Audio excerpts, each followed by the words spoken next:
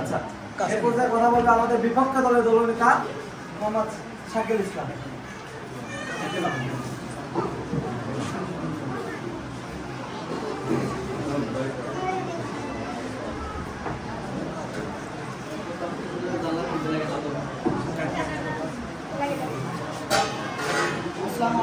সম্মানিত বিচারকবৃন্দ এবং মাননীয় মহিলারা, আপনাদের ধন্যবাদ আমাকে কিছু কথা বলার সুযোগ করে দেওয়া।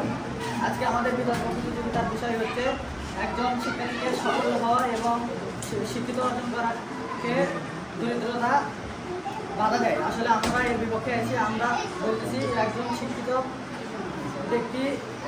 ব্যক্তিকে শিক্ষিত হওয়া এবং সফল হওয়া টাকা পয়সা বাধা দিতে পারে না। আসলে শিক্ষিত হওয়া মানে শুধু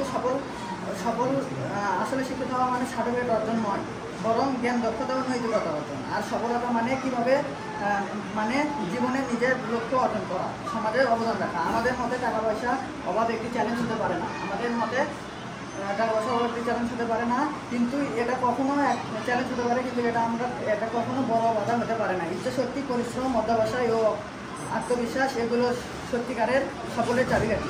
আমি গরিব হতে পারি, আমার জামা ছেঁড়া হতে পারে, আমি ছোটো স্কুলে পড়তে পারি, কিন্তু আমার ইচ্ছা, আমার স্বপ্ন, এগুলো আমার স্বপ্ন, সেটা কোনো দিন কিছুতেই কমিয়ে রাখা যাবে না। সফলতা আসলে নির্ভর করে মূলত অধ্যবসায় এবং সংকলনের উপর। দরিদ্র পরিবার থেকে অনেক মানুষই সফল হয়েছে। এর মধ্যে রয়েছে কাজী নজরুল ইসলাম, ডক্টর এপিজে আব্দুল কালাম দরিদ্র পরিবারে ছিলেন, এবং নরেন্দ্র মোদী, তিনি দরিদ্র পরিবারে ছিলেন। তিনি একসময় চা বিক্রি করতেন, এখন তিনি ভারতের প্রধানমন্ত্রী।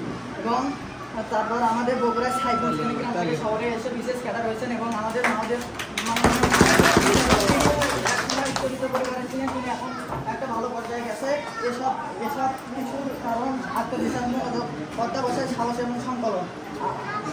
আমাদের বিপক্ষ দলের দলপ্রধান বলেছিলেন যে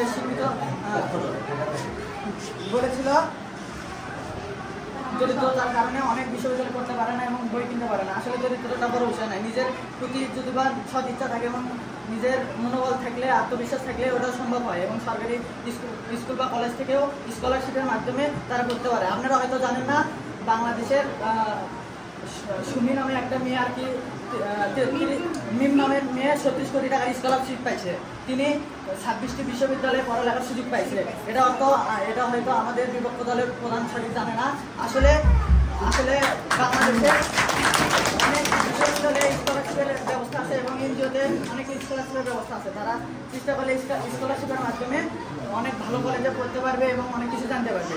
আর আমার বিপক্ষ দলের কাছে আমার একটা প্রশ্ন থেকে যাবে, আপনি কি বলতে পারেন ইতিহাসে এমন একজন মানুষের নাম যিনি শুধুমাত্র টাকা থাকার কারণে শিক্ষিত সফল হয়েছে, অথচ কোনো পরিশ্রম করেনি? এরকম একজন ব্যক্তির নাম আমাদের বলে দেখান। এই বলে আমি আমার কথা বলা শেষ করছি। আসসালামু আলাইকুম।